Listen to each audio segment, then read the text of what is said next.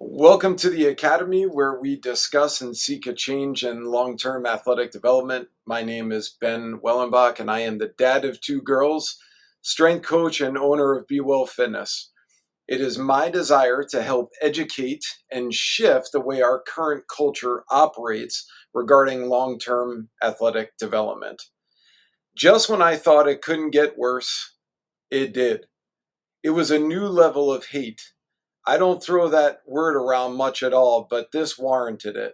The rear foot elevated split squat, or what others refer to as the Bulgarian split squat, just reached new levels. I was on Instagram one day, and based on my algorithm, I ran into this video my mentor Mike Boyle liked, and it was Dr. John hammering a 5 rep max goblet body weight challenge.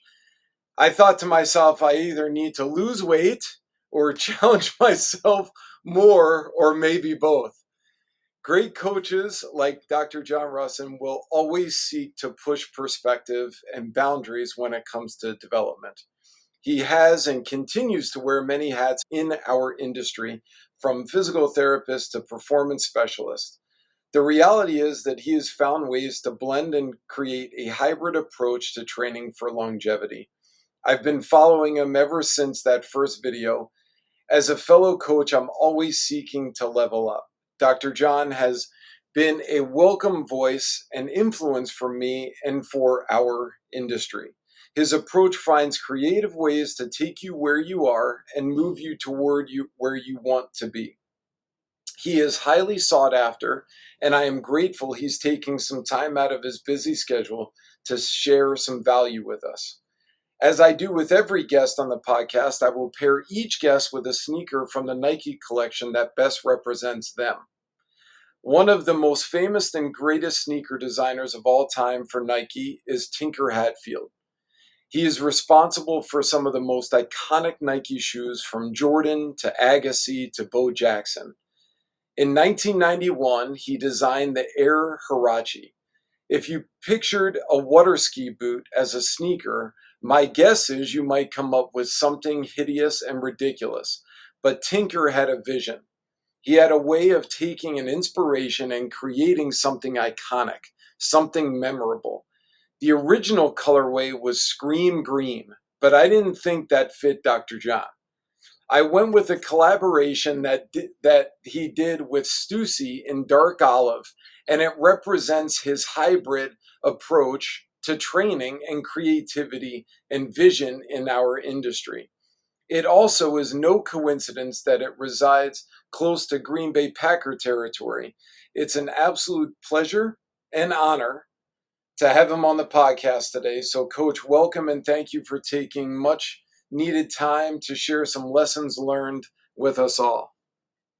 Ben, I appreciate that. And being compared to the legendary Hirachi, which is factually my favorite casual shoe to wear now and even 20 years ago, that was spot on, my brother. This is going to be fun. I have to tell you, I did as the best research that I possibly could. I saw a couple videos of your air harachis on, but I felt like this version with Stussy was just a pretty sought after collaboration. And anyways, it fit you. So where I like to start is from the beginning. Tell me about where you grew up.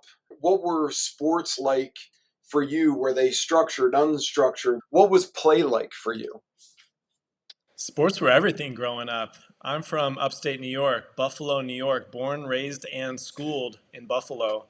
And I'm the son of an athletic director. That says everything right there. My dad, Dr. James Rusin, was a 36-year athletic director at the Williamsville Central School Districts. He had 3 high schools, he had 27 schools, and he was in charge of the athletic program and the health and physical education programs. And from the time that I was born to the time that I graduated from Williamsville North High School in East Amherst, New York, I was on the fields, I was on the court, I was in the weight room, and I was Dr. Russin's son. And I love being that because I had so many different exposures to play.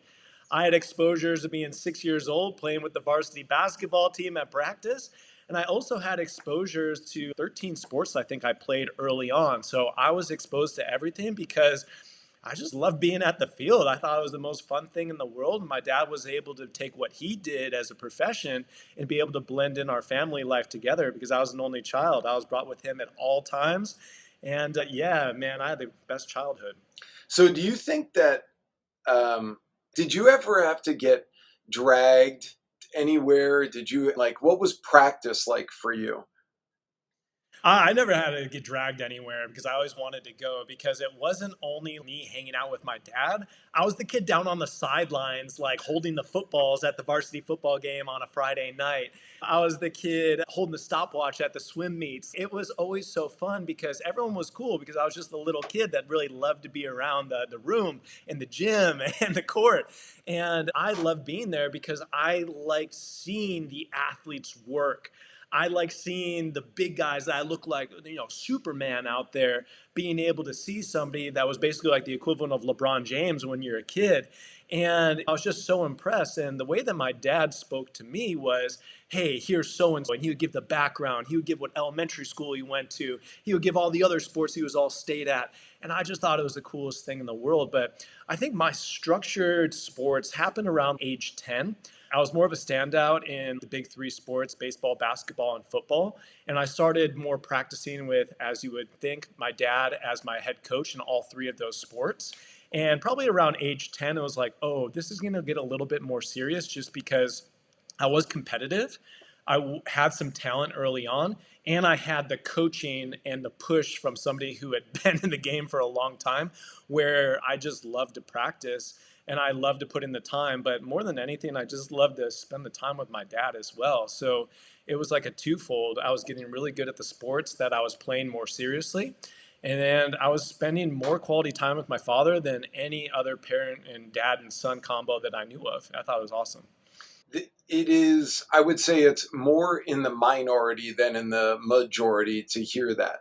When in my facility here and certainly in the community, I hear quite often how, man, I really wish my kid would listen. Or when you say it as the coach, they listen, but I've been saying it the last 5 years. So I'm glad that they're getting it and they're getting that message. I think it's a very, very unique situation for you and in a positive way.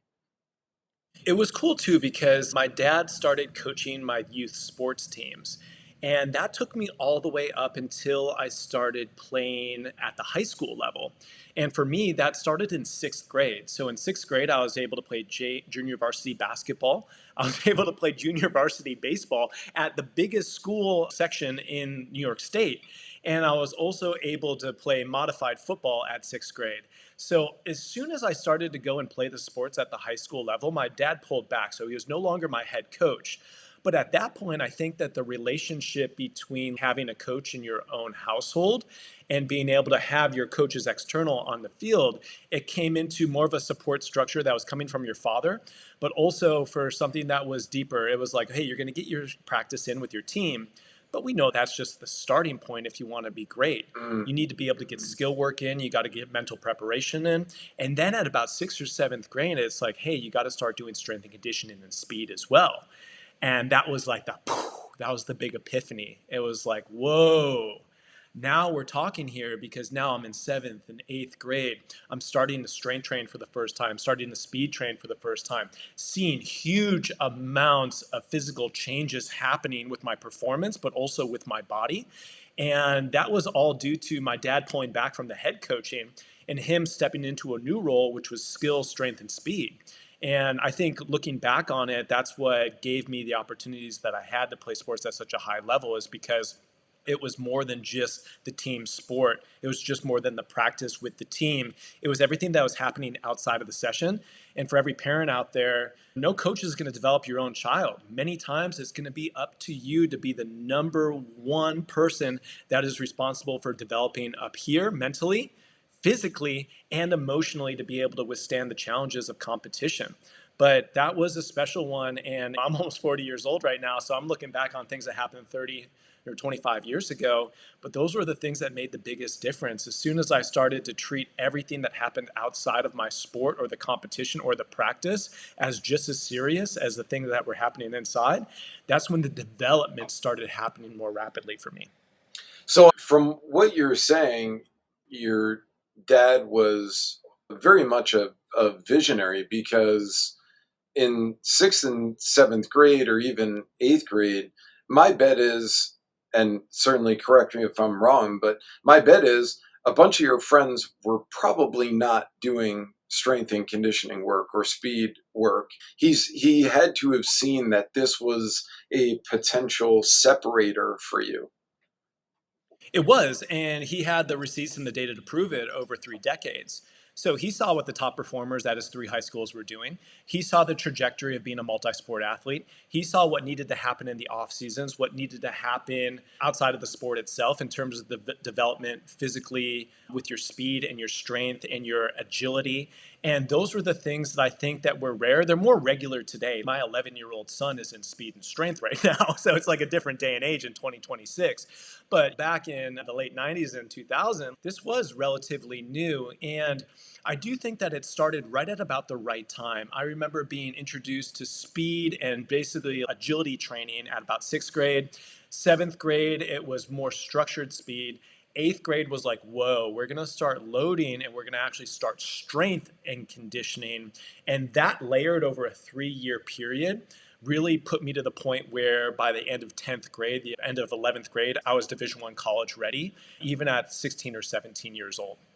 Yeah, one of my memorable answers to questions of like nature versus nurture, I had Mike Boyle on, and he used strength and conditioning character as quote unquote the multiplier, and that if he had two scales, 0 to 10, he would said one scale is just your skill. You could be a 9 out of 10 in skill, but if your strength and conditioning was a 5, you're really only a 45 out of 100, essentially. And his thought, and I think to your point, is that we're all going to hit our peak in terms of skill, but what could really get that next level is the strength and conditioning side that would be that multiplier for you. It's an interesting conversation starter because I've worked at the Olympic Training Center.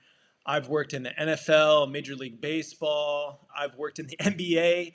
And the thought is that if you're a strength and conditioning coach at these high levels, that you're somehow going to make the best athletes in the world bigger, faster, stronger. You're not. You're not. How you get bigger, faster, stronger, or how you put the neurological skill sets together to actually improve development so you can actualize them once the skill catches up with all of the hardware that you have, that happens between the age of probably 13 to 20. You have this window between 7 and 10 years to be able to go out and peak. And there is really good research behind this too. But we tend to see that we are maybe starting a little bit too early in some cases. You have 7-year-olds doing strength and conditioning. It's like, I'm not a big believer in that quite yet. But we also see that sometimes there are athletes that are 18 years old. They are forced to go to NAIA or JUCO or D3 instead of getting that big D1 scholarship or instead of going pro out of high school because they never started that development process and they almost got passed up. And very rarely do you see somebody that's able to make up 5, 7, 10 years of development that they've fallen behind on. So usually they just fall through the cracks on it. So I think the biggest opportunity is to be able to have this lined up with where do you need to be able to peak. And for many people, it's being able to be a college athlete, maybe being able to go in and have the chance at going pro. But nobody's going pro at 12 years old. And also, it's going to be really hard to go pro when you're 35. So you got to be able to line up the development and the right points of time. And it's not only based on age, it's also based on puberty It's based on the grade that you're in, but also the overall sport exposure and movement exposure that you have. So I really am a big believer that by the age of 13 or 14, you do need to get a little bit more serious on your speed, your strength, and your conditioning. And that should be something that takes you through high school and gets you 4 or 5 years of really solid strength and conditioning to layer a base, because that base is what you're going to be left with the rest of your career. It's very hard to do these crazy turnarounds when you get to college.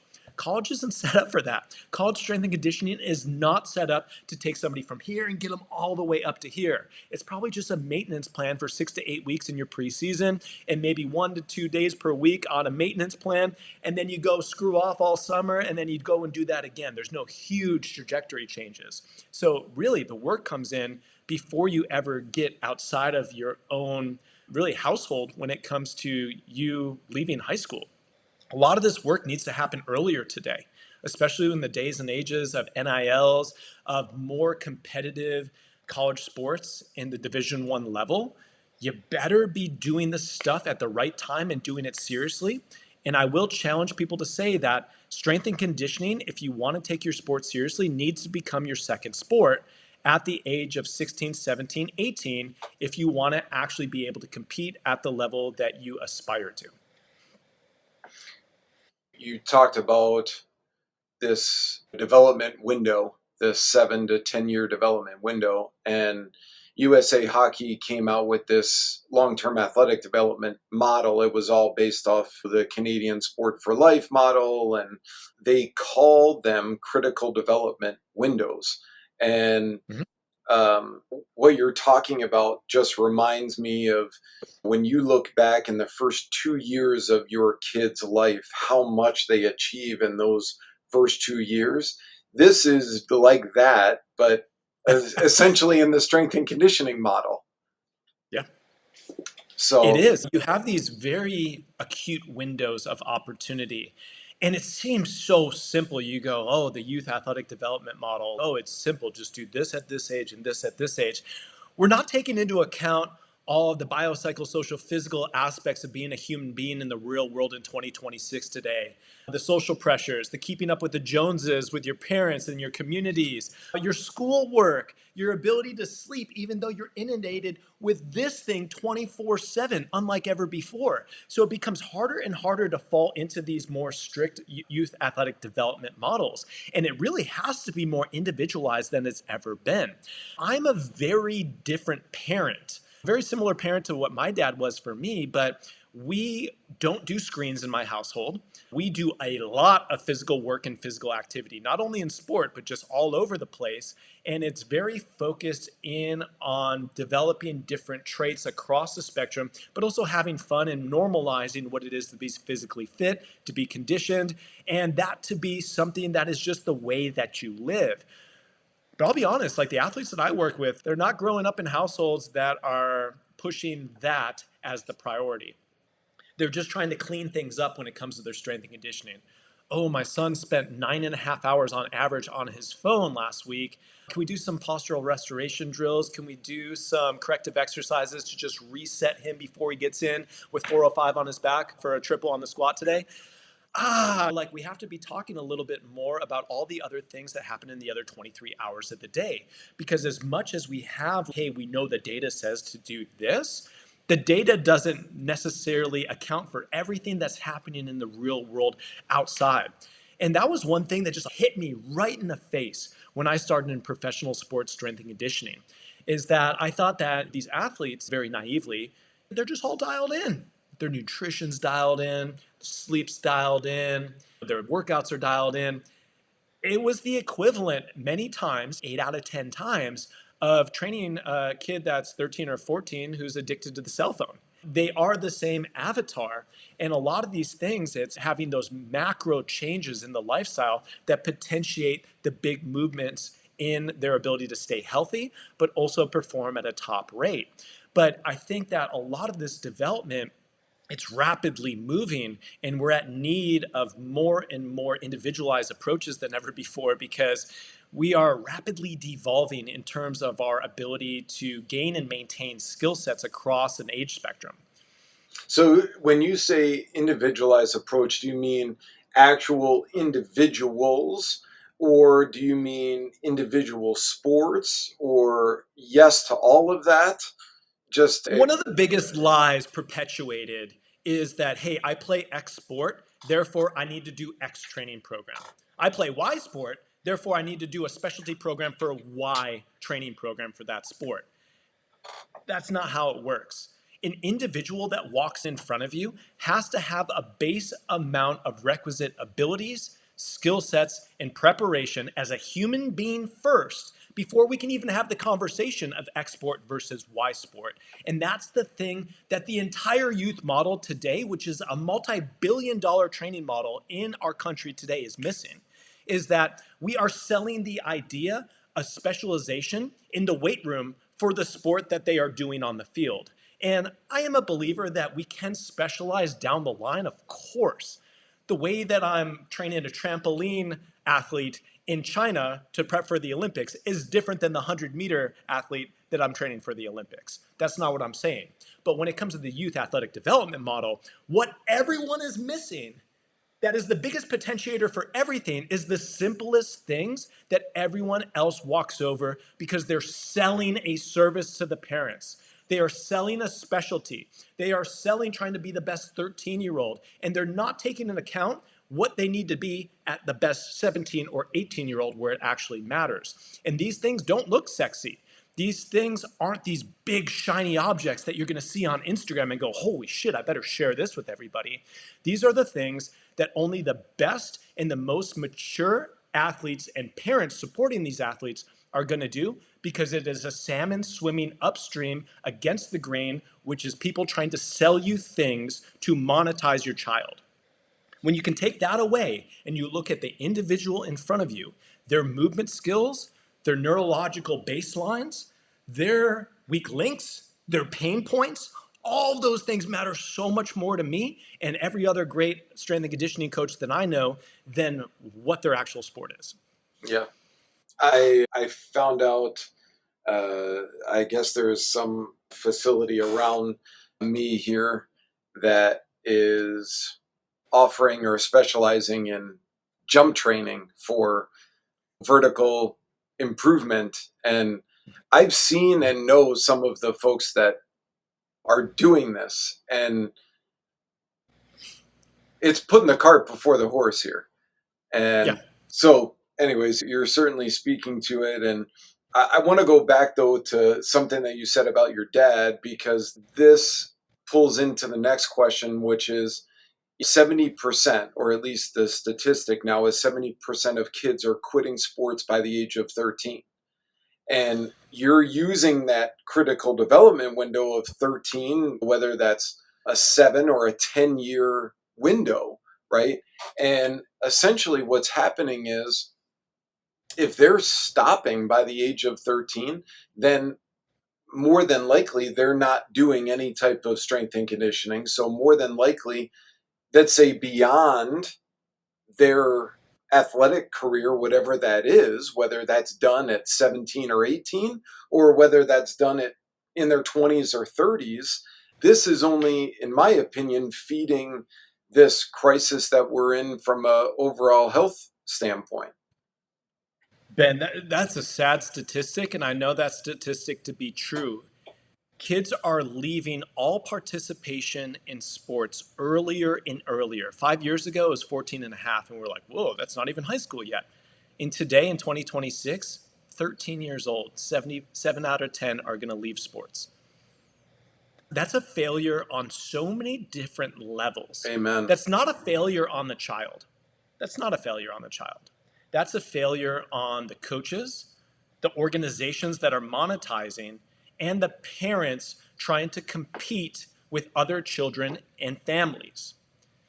I can tell you right now that the best baseball coaches that I work with, just using baseball as an example, will tell you, gun pointed to their head, the 12U team, the best 12U team in the state, they cannot tell you which 12U kid will sign a Division I scholarship and which one will be out of baseball at 15.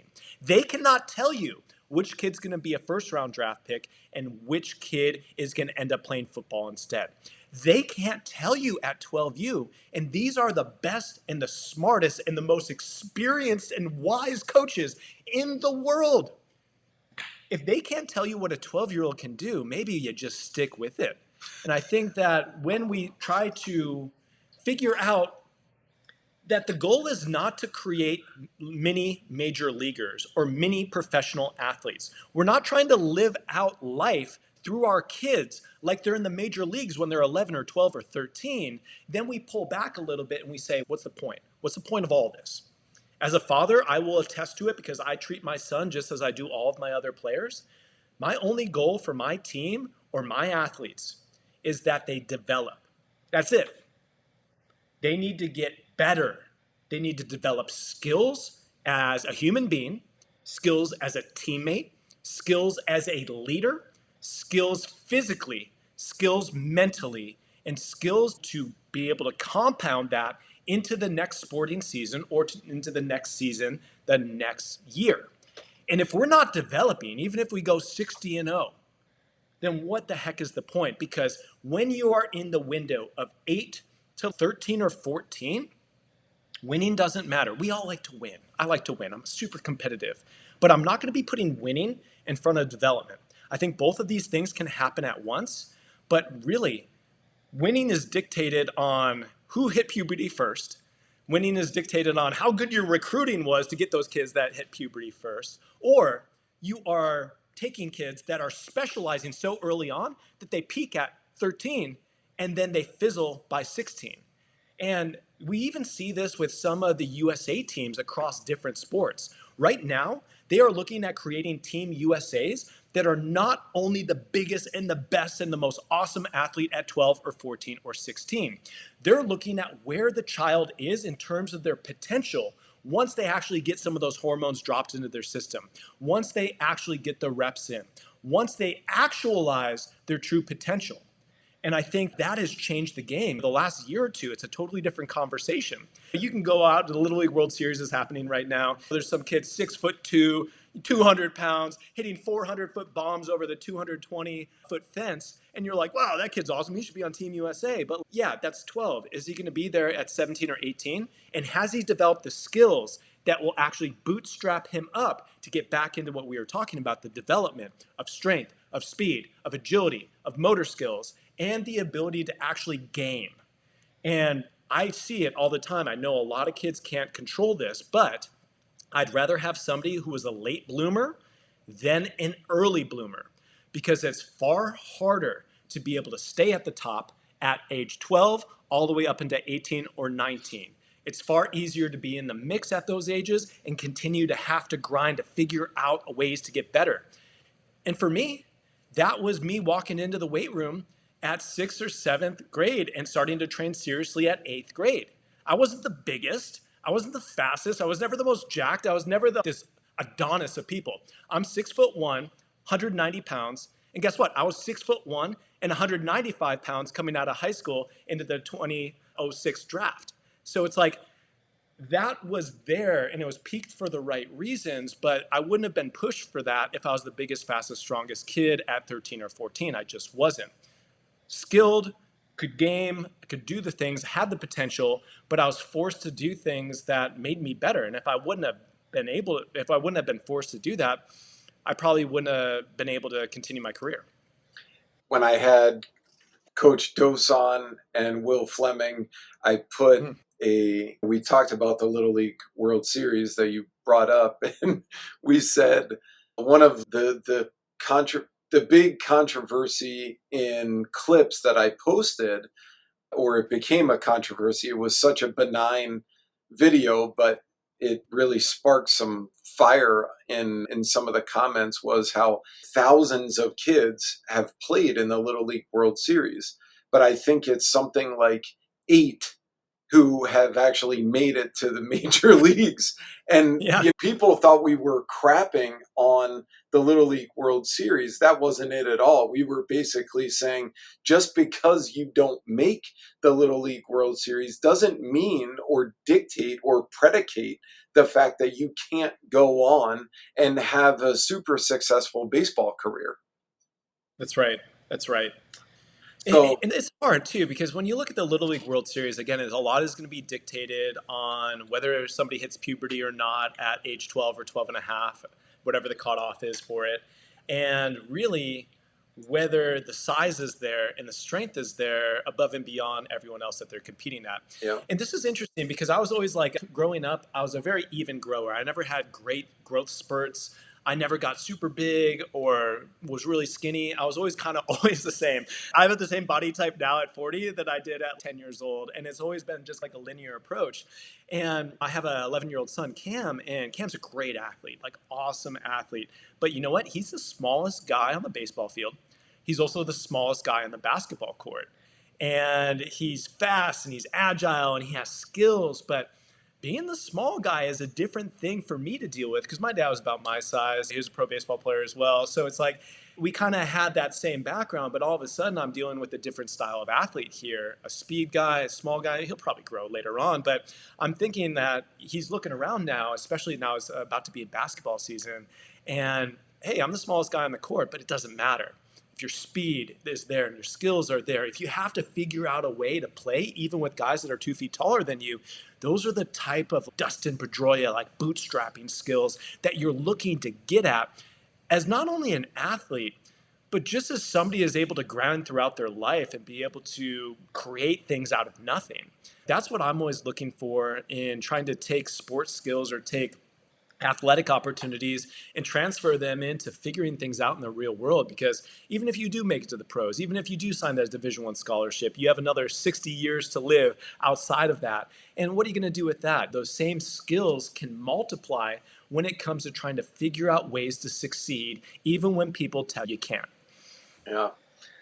That it leads to the next, which is you had a recent post on the Major League Baseball draft, Mm. and you said, um, I think it's worth, let's say, expounding on, which is why I want to ask the question. You used the term premium athlete. I think I know what you mean, but for everybody's sake, explain your rationale for the post. So, premium athlete is the name of the game, and I would argue any of the big three sports in America today. But it's going to be more and more apparent in baseball going forward because the entire youth baseball big business complex is teaching the opposite. Oh, just come in and do my $120 an hour hitting lessons. Hey, just come in and do pitching lessons. Hey, come to this area code game where we're going to do a 60-yard dash on an 11-year-old and we're going to rank you in the country and all this stuff. When it comes back to development, we are seeing that the biggest, fastest, strongest guys with the high end potential are the ones that teams and organizations are putting on a premium on their draft boards today. And it's because potential means that you have time to actualize it. And there is nothing like being big, fast, and strong. We're seeing a big change today in professional baseball, even in Division I college baseball. Premium athletes on the field, different than any era before. Where you're seeing now, when I was playing baseball, if you were a 6'5", 6'6" runner in the 60, you were cranking. I was a 6'6" guy, and I was like the fastest guy anyone ever seen in New York. It's not saying much, but I would go to some of these showcases, and people would be like, "Whoa, he can fast. It must be his shoes. What's going on?" Today, we have guys in the state of Wisconsin, where I live, that are running in the 6'1s and 6'2s. Laser 6'1s and 6'2s. It's a whole different ball game. So when you think about premium speed and power, we're seeing a totally different athlete out there. And we're seeing more athletes with these premium traits, speed and power, not even size, but speed and power specifically. They're not just, oh yeah, I played baseball the last 8 years. I really worked on my swing a lot, and this brought me to the first round. It's not that at all. You're seeing guys that are all state in basketball, dunking on people. Then you're seeing them roll around the next season and be all state in baseball on the mound and in the outfield. And then you know what? The 2 years prior, they led the league in rushing or passing in football. And you're seeing this reemergence, especially in my area, the Midwest, where you got to play three sports. We're not playing baseball in the winter up here in Wisconsin. We do a little bit. We got some indoor facilities, but we play football here. We play basketball. We play baseball if you're a big three athlete. And you're seeing that these types of physical athletes are the ones that are the premium athlete, as I mentioned. And these are the ones that you have a decision to make. You're probably at 16 or 17, you've developed your athletic abilities. You have developed your power and your speed to the point where you could go one lane or another. There's no doubt about it that you could go, you know what, I'm going to chase down baseball. I'm going to chase down basketball. I'm going to chase down football. It's almost like you make the decision based on what you want to do. And then you start specializing a year or two as you leave high school, and then boom, you're ready to roll. That's a lot different. It's almost like it was in the 80s and the 90s. That's what we used to see. I was just having a meeting with a youth baseball organization owner here, crushes it, does really good out of Milwaukee, Wisconsin. And he was super proud that Tyler Hero, the NBA player, was part of his baseball organization up until the age of 15. He told me that Tyler could have been a major league draft pick.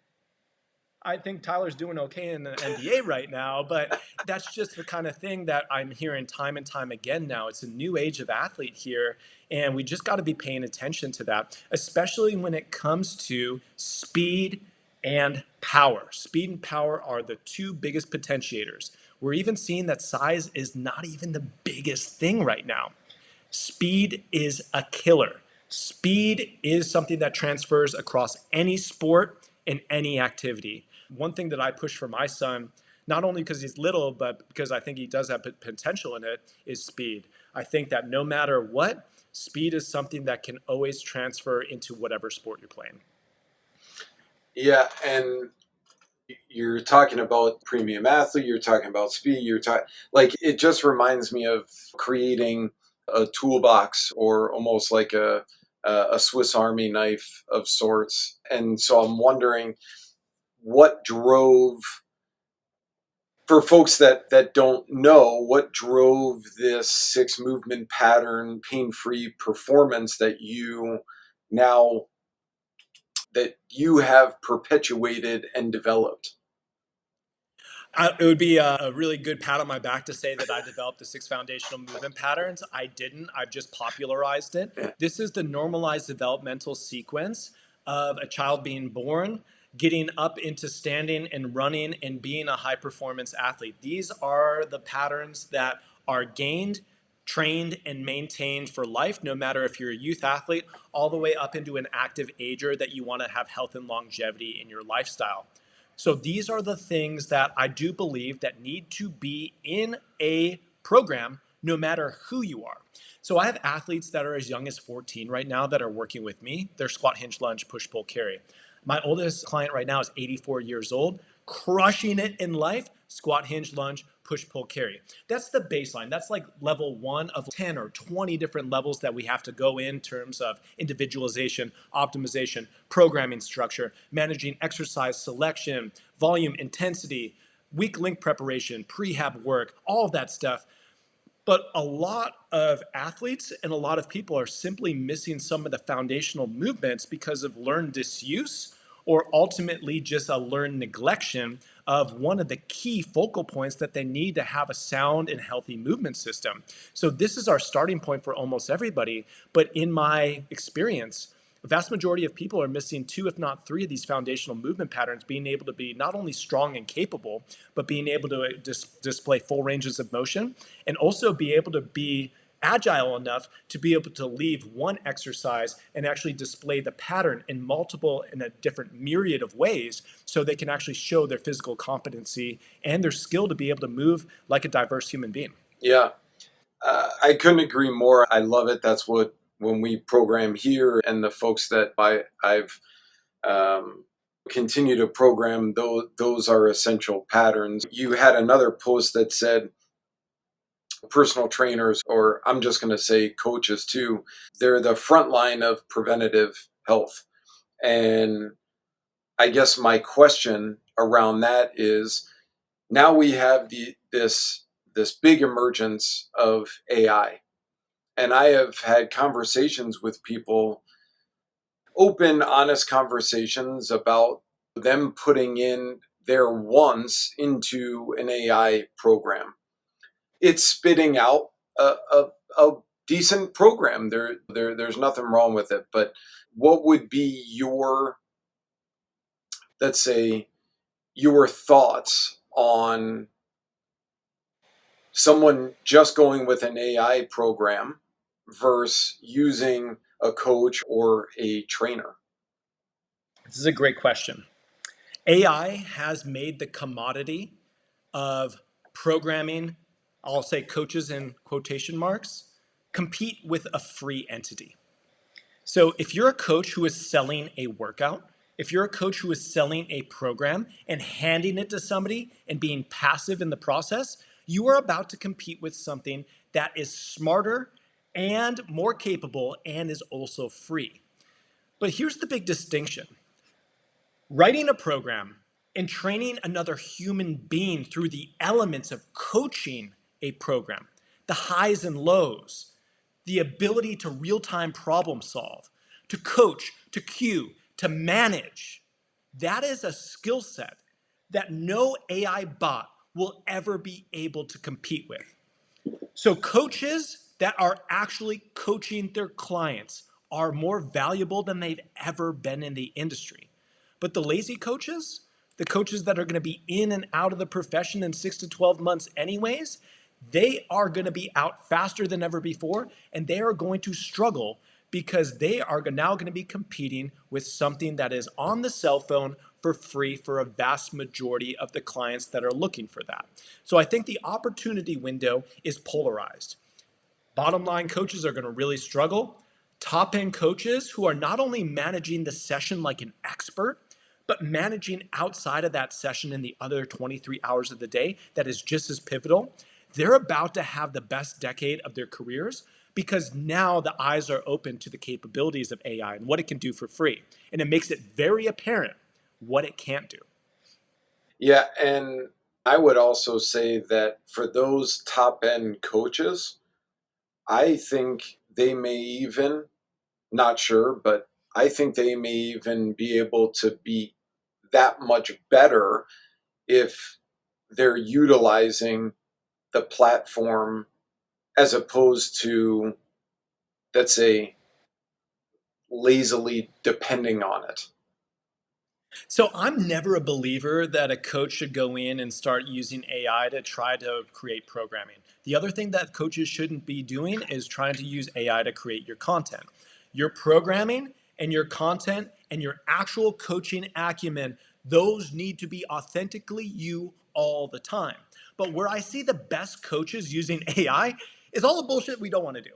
All the billing, all of the financial cycles, all of managing your business. I think that those tools on AI open up your time to actually put in more time invested into your athletes, your clients, your process, your system to be able to be built in an authentic way more than ever before. So most coaches are like, oh, yeah, AI can do my job for me. But just play this out with common sense. I'm going to do AI programming. I'm going to hand AI programming to a client, and the client could have got that AI programming for free. You better be coaching the hell out of that session if you want to prove your worth. But also, I do believe that you need to be able to create something that is not being able to be created. So I've written a lot of articles over the years. I've done hundreds of podcasts. I have videos everywhere, social media engagement every single day, 5 times a day. Try to go do AI with Dr. John Russin's programming. It can't do it. You can be the best prompter in the world. You could have an MIT prompting queue. And it still can't do it to the level that we need to do it at because there's something still deep inside of expert coaches that are the gut instinct. You can run the best system in the world. Yeah, I see a lot of those systems behind your shoulder right there, some good systems out there. But the ability to run the system and then make sure that you can customize that in the real time for the needs and the wants and the goals and the physical presentations of athletes, that's a totally different ballgame. So that just frees your time up to be able to coach it better. Yeah. But never try to use AI to replace your programming. That's your right to win. Never use it to try to create content. You are your right to win. Yeah. Yeah. I remember sitting in front of great cook giving a presentation. This had to have been 8 to 10 years ago. And he said, all if you're a physical therapist in the audience, please raise your hand. And there was, let's say, 50% of the audience raised their hand. And he said, we both have the same credentials behind our name. And he goes, I'm not saying this to sound, let's say, douchey or arrogant, but he said, why am I standing up here and you're sitting there? And he goes, the difference is how we've basically utilized the lens and the tools at our fingertips. And he got himself in front of thousands upon thousands of patients, which allowed him to notice these patterns, which allowed him to create this system, et cetera, et cetera. So I know that we are short on time. This is my last question for you. What is or what should be the most important message for us to hear in our, let's say, in our society or in our industry right now? I think that pain, movement, and longevity coaching is the future of the fitness industry. It's also the future of the sports performance industry. We're seeing trends on both sides of the line right now. And if you're a coach that wants to continue to evolve with the changing waves that are happening in both sides of those industries, you gotta be able to manage clients that are falling through the cracks. That is the name of the game for being able to be a professional in the field that can command top end rates, but that can also do deep work that other coaches simply don't have the skill sets to do. So I would bet my career, I'm already betting my career on that being the changing wave in the industry. And I do believe that is going to help more people than we've helped ever before. I think that it's going to change the conversation about what a personal trainer or a strength coach can actually do. No longer just about fat loss, which you can take a shot for, or just about muscle gain, which you can take a shot for, or just about getting strong, which you can take a shot for now. And now it's about movement quality. It's about performance, not only athletic performance, but lifelong performance for all of our people in active aging. And if we can best serve the population that needs our help the most, we will be that front lines of preventative healthcare in the industry. We will be the front lines of us using exercise as medicine. I think we're close, but we got to make a shift and you got to evolve with the times.